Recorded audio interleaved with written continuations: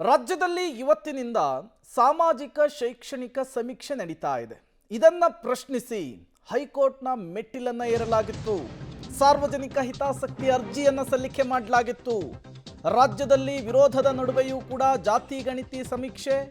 ನಾಳೆ ಜಾತಿ ಗಣತಿಯ ಭವಿಷ್ಯ ಹೈಕೋರ್ಟ್ನಲ್ಲಿ ನಿರ್ಧಾರ ಆಗುತ್ತೆ. ಮಧ್ಯಂತರ ಆದೇಶವನ್ನ ನೀಡದಂತೆ ಸರ್ಕಾರಿ ಪರ ವಕೀಲರು ವಾದವನ್ನ ಮಂಡಿಸಿದ್ರು. ನಾಳೆಗೆ ಅರ್ಜಿ ವಿಚಾರಣೆಯನ್ನ ಹೈಕೋರ್ಟ್ ಮುಂದೂಡಿದೆ.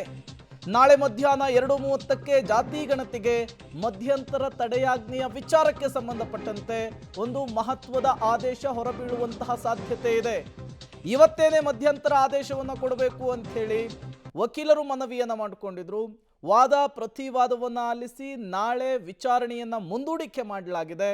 ಮಧ್ಯಂತರ ಆದೇಶವನ್ನ ಕೊಡುತ್ತಾ ಅಥವಾ ವಿಚಾರಣೆಯನ್ನ ಯಾವ ರೀತಿ ಮುಂದುವರಿಸಿಕೊಂಡು ಹೋಗುತ್ತೆ ಕಾದ್ ನೋಡಬೇಕಿದೆ. ಡೀಟೇಲ್ಸ್ ಅನ್ನ ಕೊಡೋದಕ್ಕೆ ಕ್ರೈಮ್ ಬ್ಯೂರೋ ಹೆಡ್ ಮುರಳಿ ದೂರವಾಣಿ ಸಂಪರ್ಕದಲ್ಲಿ ಜಾಯಿನ್ ಆಗಿದ್ದಾರೆ. ಮುರಳಿ, ಇವತ್ತು ಸುದೀರ್ಘವಾದಂತಹ ವಾದ ಪ್ರತಿವಾದವನ್ನು ಆಲಿಸಿ ನಾಳೆಗೆ ಈ ವಿಚಾರಣೆಯನ್ನ ಮುಂದೂಡಿರುವಂಥದ್ದು.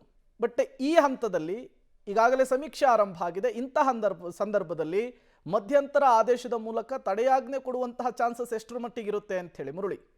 ಪ್ರಮುಖವಾಗಿ ಇವತ್ತು ಅರ್ಜಿ ವಿಚಾರಣೆ ಸಂದರ್ಭದಲ್ಲಿ ಈಗಾಗಲೇ ಪೀಠ ಹೇಳ್ತಾ ಇತ್ತು, ಮಧ್ಯಂತರ ಆದೇಶವನ್ನು ಕೊಡಲಿಕ್ಕೆ ನಾವು ತಯಾರಿಲ್ಲ ಅನ್ನೋದ್ರ ಬಗ್ಗೆ ಒಂದು ವಾದವನ್ನು ಮಂಡನೆಯನ್ನು ಅಂದರೆ ಅವರ ಅಭಿಪ್ರಾಯವನ್ನು ವ್ಯಕ್ತಪಡಿಸಿದ್ರು. ಆದರೆ ಅರ್ಜಿದಾರ ಪರ ವಕೀಲರು ಒಂದಷ್ಟು ವಾದವನ್ನು ಮಂಡನೆಯನ್ನು ಮಾಡಿದ್ರು. ಅಂದರೆ ಅಕ್ಟೋಬರ್ 6ನೇ ತಾರೀಕು ತನಕ ಇವತ್ತಿಂದಾಗಲೇ ಇನ್ನು ಸಮೀಕ್ಷೆ ಏನಿತ್ತು ಆ ಸಮೀಕ್ಷೆ ಪ್ರಾರಂಭ ಆಗೋಗಿದೆ. ಸಮೀಕ್ಷೆ ಪ್ರಾರಂಭ ಆಗಿ ಅಕ್ಟೋಬರ್ 6ನೇ ತಾರೀಕು ಅದು ಮುಕ್ತಾಯಗೊಳ್ತಾ ಇದೆ. ಮುಕ್ತಾಯಗೊಂಡು ಅದನ್ನು ಸಂಪೂರ್ಣವಾಗಿ ಸರ್ಕಾರ ಅದರ ವರದಿಗಳೇನಿತ್ತು ಆ ವರದಿಗಳನ್ನು ಪಡೆದುಕೊಳ್ಳುತ್ತೆ. ಅವರ ವರದಿಗಳನ್ನು ಪಡೆದುಕೊಂಡ್ರೆ ಅದಕ್ಕೆ ನಾವು ಅರ್ಜಿ ಹಾಕಿರುವಂಥ ಉದ್ದೇಶ ಏನಿತ್ತು ಆ ಉದ್ದೇಶ ಸಫಲ ಆಗೋದಿಲ್ಲ. ಆ ಹಿನ್ನೆಲೆಯಲ್ಲಿ ಮಧ್ಯಂತರ ಆದೇಶವನ್ನು ಕೊಡಬೇಕು ಅನ್ನೋದ್ರ ಬಗ್ಗೆ ಕೂಡ ಒಂದು ವಾದವನ್ನು ಮಂಡನೆಯನ್ನು ಮಾಡಿದ್ರು. ಅದರ ಜೊತೆಗೆ ಸರ್ಕಾರದ ಪರವಾಗಿ ಅಭಿಷೇಕ್ ಮನು ಸಿಂಘ್ವಿ ಅವರು ಮತ್ತು ಎ ಜಿ ಶಶಿಕರಣ್ ಶೆಟ್ಟಿ ಇಬ್ಬರು ಕೂಡ ಅಪಿಯರ್ ಆಗ್ತಾರೆ.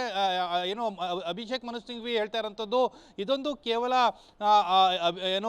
ಶೈಕ್ಷಣಿಕವಾಗಿ, ಸಾಮಾಜಿಕವಾಗಿ ಮತ್ತು ಆರ್ಥಿಕವಾಗಿ ಹಿಂದುಳಿದವರು ಯಾರ್ಯಾರಿದ್ದಾರೆ ಅವರ ಮಾಹಿತಿಗಳನ್ನು ಸಂಗ್ರಹ ಮಾಡುವಂಥ ಒಂದಷ್ಟು ಕೆಲಸಗಳಾಗ್ತಾ ಇದ್ದಾವೆ. ಇದರಲ್ಲಿ ಯಾವುದೇ ರೀತಿಯ ಜನಗಣತಿ ಅಥವಾ ಜಾತಿ ಗಣತಿಯ ವಿಚಾರಗಳಿಲ್ಲ. ಕೇವಲ ಈ 3 ವಿಚಾರಗಳನ್ನು ಮಾತ್ರ ಕ್ರೋಢೀಕರಿಸಿ ಕೇಂದ್ರೀಕರಿಸಿಕೊಂಡು ಗಣತಿಯನ್ನು ಸಮೀಕ್ಷೆಯನ್ನು ಮಾಡಲಾಗ್ತಾ ಇದೆ. ಜೊತೆಗೆ ಇದಕ್ಕೆ 450 ಕೋಟಿ ಹಣ ಏನಿತ್ತು ಹಣವನ್ನು ಕೂಡ ವ್ಯಯವನ್ನು ಮಾಡ್ತಾ ಇದ್ದೀವಿ. 2011ರಲ್ಲಿ ನಡೆದಂಥ ಸಮೀಕ್ಷೆ ಏನಿತ್ತು ಸಮೀಕ್ಷೆಯನ್ನು ಅಪ್ಡೇಟ್ ಮಾಡುವಂಥ ಒಂದು ಪ್ರಕ್ರಿಯೆ ಅನ್ನೋದ್ರ ಬಗ್ಗೆ ಕೂಡ ಇವತ್ತು ಹೈಕೋರ್ಟ್ಗೆ ಗಮನಕ್ಕೆ ತಂದರು. ಹೈಕೋರ್ಟ್ನ ಗಮನಕ್ಕೆ ತಂದ ಬಳಿಕ ಎರಡೂ ಕಡೆ ವಾದ ಪ್ರತಿವಾದನ ಆಲಿಸಿದ ಬಳಿಕ ಜೊತೆಗೆ ಹೈಕೋರ್ಟ್ ಒಂದು ಮಾಹಿತಿಯನ್ನು ನೀಡುತ್ತೆ. ನಾಳೆಗೆ ನೀವು ದಾಖಲೆಗಳನ್ನು ಅಂದರೆ ಈ ಸಮೀಕ್ಷೆ ಏನಿದೆ ಈ ಸಮೀಕ್ಷೆಯನ್ನು ನಿಲ್ಲಿಸಬೇಕು ಅಥವಾ ಮಧ್ಯಂತರ ತಡೆಯನ್ನು ಕೊಡಬೇಕು ಅನ್ನೋದಕ್ಕೆ ನಿಮ್ಮ ಹತ್ರ ಏನೇನು ಮೆಟೀರಿಯಲ್ ಇದೆ ಅನ್ನೋದ್ರ ಬಗ್ಗೆ ಸಂಪೂರ್ಣವಾಗಿ ಕೋರ್ಟ್ನ ಮುಂದೆ ಹಾಜರುಪಡಿಸಿ ಅಂತೇಳಿ ನಾಳೆ 2:30ಕ್ಕೆ ಅರ್ಜಿ ವಿಚಾರಣೆಯನ್ನು ಮುಂದೂಡಿಕೆ ಮಾಡಿದೆ. ಆ ಸಂದರ್ಭದಲ್ಲಿ ಅರ್ಜಿದಾರರ ಪರ ವಕೀಲರು ಯಾವ್ಯಾವ ಮೆಟೀರಿಯಲ್ಸ್ಗಳು ಜೊತೆಗೆ ಈಗಾಗಲೇ ಜಾತಿ ಸಮೀಕ್ಷೆಯ ಸಂಬಂಧ ಬಂದಿರುವಂಥ ಅಪ್ಲಿಕೇಶನ್ ಏನಿದೆ ಅದನ್ನು ಯಾವ ರೀತಿಯಲ್ಲಿ ತೆಗೆದುಕೊಂಡು ಹೋಗ್ತಾರೆ ಇದೆಲ್ಲ ಕೂಡ ನಾಳೆಗೆ ತೀರ್ಮಾನ ಆಗುವಂಥದ್ದು. ನಾಳೆ ತೀರ್ಮಾನದ ಸಂದರ್ಭದಲ್ಲಿ ಯಾವ್ಯಾವ ರೀತಿಯ ವಾದ ಪ್ರತಿವಾದ ಮತ್ತು ಸರ್ಕಾರದ ಪರವಾಗಿ